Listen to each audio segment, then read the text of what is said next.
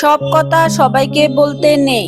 মনের ভিতরে জমে থাকা কষ্টগুলো নিয়ে আমরা অনেক সময় একজন মানুষের কাছে ছুটে যাই, ভাবি সে হয়তো আমাদের বুঝবে, পাশে দাঁড়াবে, একটু সান্ত্বনা দেবে। কিন্তু বাস্তবতা সব সময় তেমন হয় না।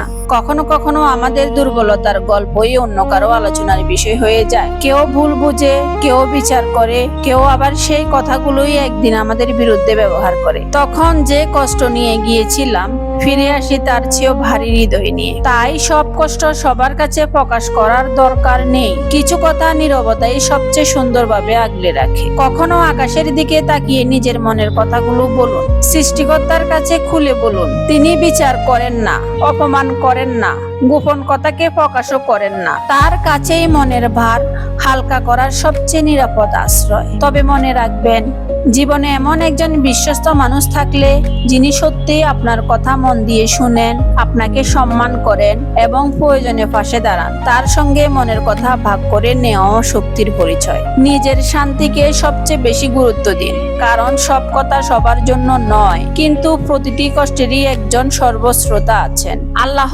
আমাদের সবাইকে এমন হৃদয় দান করুন, যা ধৈর্য ধরে সঠিক মানুষের উপর ভরসা করতে শেখে এবং সব পরিস্থিতিতে তার উপর নির্ভর করতে পারি। আমিন। আসসালামু আলাইকুম ওয়া রাহমাতুল্লাহ।